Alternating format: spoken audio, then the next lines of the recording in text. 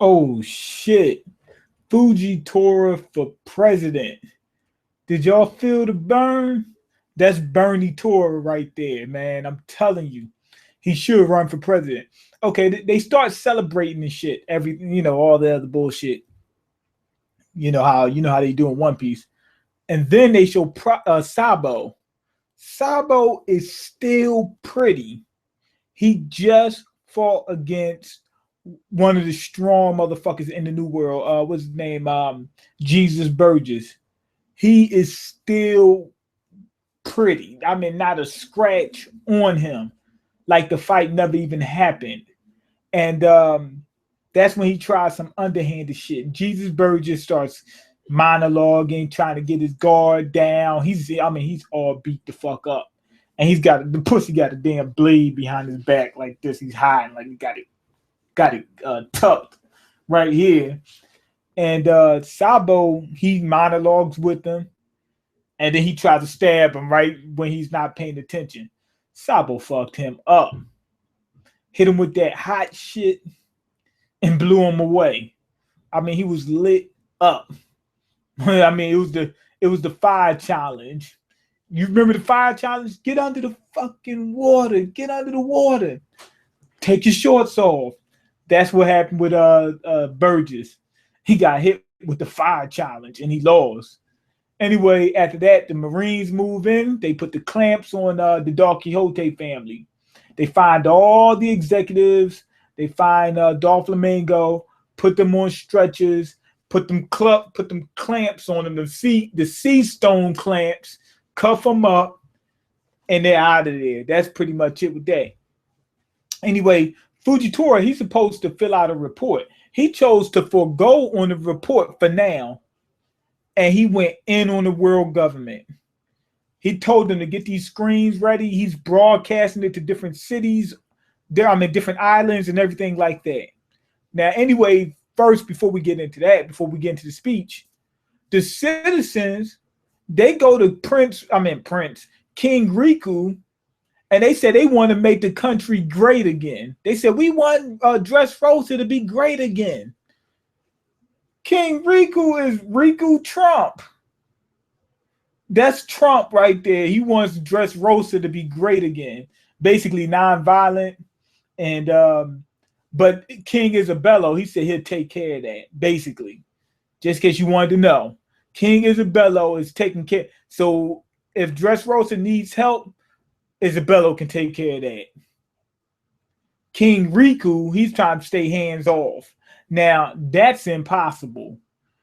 If there's other countries that want what you have and they're going to take the shit, you got to be ready to defend what you got. King Riku doesn't want to do that. But let's get it straight. They think that their country's non-violent. Their country's not. Why? Because they got some violent people out there to handle situations if they come up. Boom. King Riku is not ruling,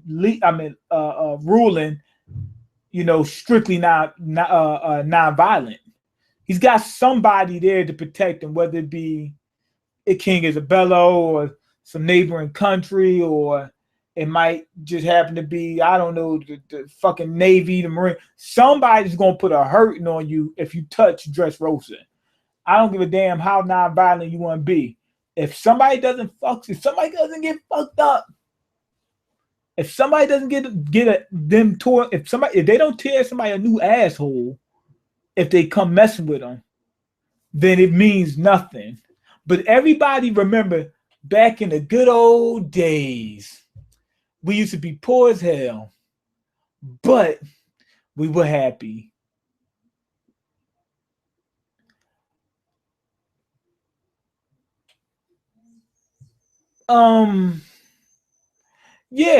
To be honest, from where they're coming from, I would much prefer what they used to go through than what they went through with Doflamingo.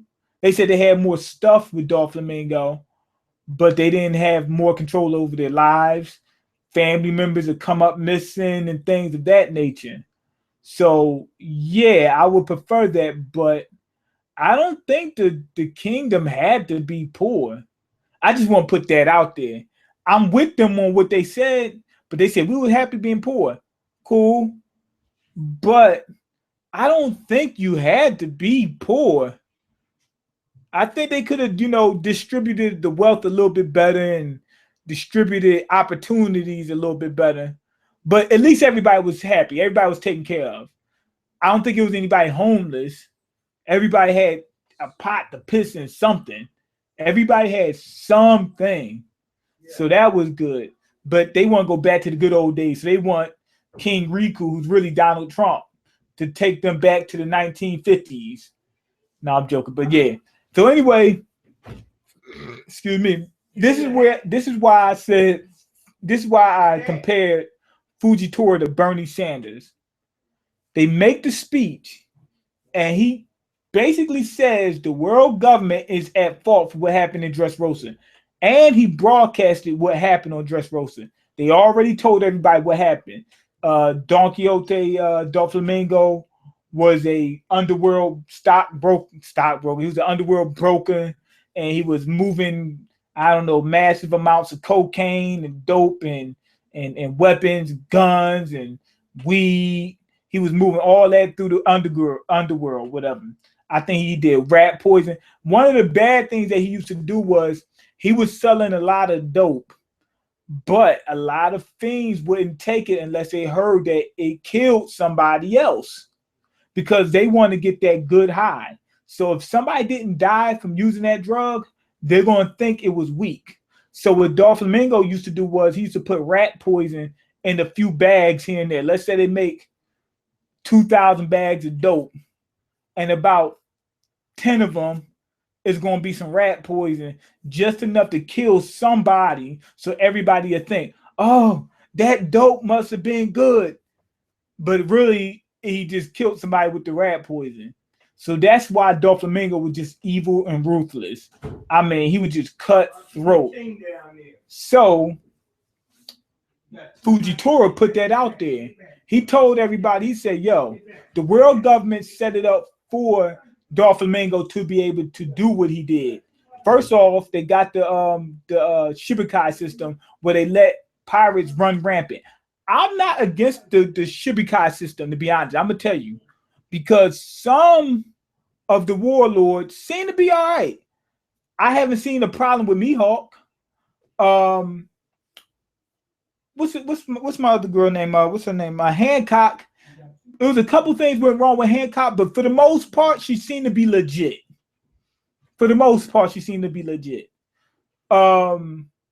While Law was with the Shibukai, he was legit while he was with him. Buggy, I'm not so sure about Buggy. We need to find out. But what's his name? Shit. What's my man's name? The fishman. The fishman, Jinbei. When he was a Shibukai, he was doing right by the Shibukai status. He was doing what he needed to do. Moria, he was going to turn on them, but while he was with him, he was putting a hurting on pirates before that. So he was doing what he was supposed to do in the beginning. I think he was going to flip later on. But all I'm saying is, I think that the Shibukai system need to be revised because they just let them do whatever they want to do. Some of them pirates, Doflamingo was just ruling over a country. Why would they let him rule over a country? He was a pirate. It was ridiculous. They gave him too much power. But just to let them, off in order to fight against other pirates, I think that's a good idea. I just think they need to revise it and maybe not give them so much power and maybe not let Shibukai with so much power become Shibukai. So let's say it's somebody like Mihawk. Mihawk seemed to be all right by the world government. Kuma, but they're too powerful. Should they choose to flip? You got a problem on your hands. So anyway, he had talked about that. He said the world government's at fault. He kneeled down and bowed down to Riku and apologized. That's bad for the world government because the world government now had to take responsibility for what happened at Dressrosa. They can't just brush it off and say, damn, Doflamingo sure went psycho. He sure went nutty and Looney Tune. They can't do that.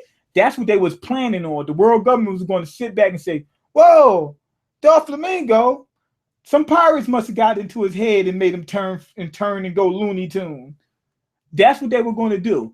But Tora stepped in and said, yo, the world government's at fault for having a system that does not really work and gives pirates too much power. All they got to do is get cornered and say, you know what? I'm going to turn over a new leaf. Can I fight against other pirates? That's all they got to do. And they off. You see what happened with Crocodile. You see what happened with Doflamingo. Who else? Moria was going to flip. We pretty much know that. He was going to flip at some point in time. So it happens all the time. This is not a new thing or something that's out of the norm. So he put that out there, and the world government is pissed. I'm going to say this was a good episode. I'm going to give it a 4. And the reason why is because even though a lot didn't happen, we just came off a major fight. The next episode not going to be, we just got a bridge to the next up and coming arc in One Piece. So that's what these episodes are for, in between arcs. So we can't put so much on it. But we did get something special from Tora. That was good. And the way they stretched it in this one wasn't too bad. I know a lot of people going to say that it was stretched, and it was, but they kept some dialogue or something going on somewhere in the episode where I didn't feel like, I didn't fall asleep. I didn't do that. They kept something in there, So I think they did pretty good with the stretch in this episode. Pretty good. It was a couple times where it was just like, damn, this guy walking for a long time. But it wasn't too bad. And like I said, what we got with Tora was good. What we got with King Riku, that was pretty good. It was pretty good. It wasn't all that great, but Tora was definitely on point. The situation I had with him was definitely on point. This seems like it could be a turning point in One Piece, because now everybody knows the world government needs to be held accountable, especially the surrounding islands. And then it went out in the newspaper. Tora is in trouble. That's what we do know. A good thing is we seen on the preview that Shanks, Killer, Kid, Hawkins, and Apu are going to be involved in the next episode. How? I already know, because I watched the manga. I read the manga, but everybody that watched the anime, you got some good stuff getting ready to come up in the next episode. So I'm gonna say this episode was a success. Was a success. So yeah, I like this episode. It was very simple. Wasn't much that happened, but it wasn't much you could get from this period of time in the One Piece, from the One Piece manga. It wasn't that much you could get in that amount of time. Okay, episode 1 of Boku no Hero came out. Review it. It's going to be a big hit. I've been thinking about getting into Boku no Hero for a long while, but I don't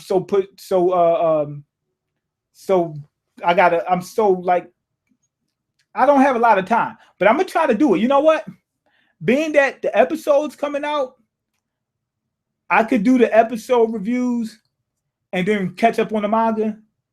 I'm thinking about doing that. But thank you. I appreciate that. Review it right now. He said, get off this review and go to it right now and start on it. Okay, kiddo, next episode. Yeah, that's going to be good. He said, this very second, stop right here, right now. Would I be wrong if I became a preacher just to con people out of their money, but put that money back into the hood? Oh, man. That's the age-old question. Does the ends justify the means? It depends. Like with what you said, that's a slippery slope. You're conning people. But I would need more information. How would you be conning the people? You're going to be taking their money, then how would you put it back into the hood? Are you going to use it for yourself? You got to know a little bit more information. Like, what you mean put it back in the hood? If you take it out the hood, then put it back in the hood, did you really do anything good? When you say put it back in the hood, are you gonna put it in like let's say programs to help people, to give people the infrastructure they need to succeed, or what? Because if you do that, and then we find out, let's say 5 years down the road, everybody's better off, then I would say, you know what? Once he comes out and admits what he did, like, because obviously you got to be caught in order for that story to break. Otherwise, it'll just be the story. A preacher's doing good for the people, But let's say once you get caught and you say, well, I was doing it for this and I knew people would not listen unless I conned them, but I put it back in the hood and it works, then people will, at least me, and I think other people should say, well, he did the right things, but let's backtrack and double check and make sure what he's saying is true. Because even though he might have did something good, I don't know what else he was using the money for.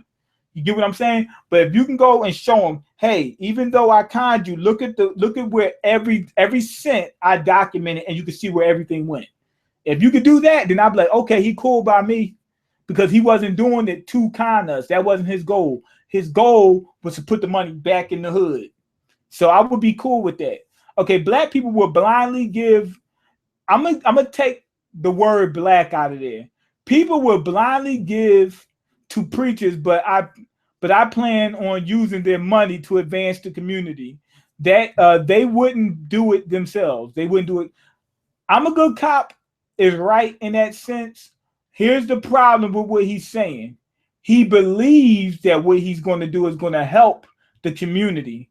What if you're wrong? What if you start and you put all this money into programs and whatnot like that, and you find out that it didn't work? Would you be wrong then? Your heart was still in the right place. You still did the same stuff. It just didn't turn out the way you thought it would turn out. And you put other people's money. Would you be wrong then? You gotta think about that. Okay, Bernie Mac's cameo in Friday was the funniest cameo in any movie ever. I wouldn't say any movie ever, because you just now telling me about that. I know that was good. His little couple scene, that was real good, but I can't just off the top of my head say, oh, that was the greatest, But it was definitely up there. Okay, I've been seriously thinking about it, man. I can't be worse than a preacher who robs for their own material gain. Yes, that you would absolutely be right in that sense, which I feel is most preachers today. You would be right in that sense that you wouldn't be worse than the preacher that's genuinely just trying to steal. But if the people are left in the worst condition anyway, they won't look at it as if it matters. I would look at it as if it matters.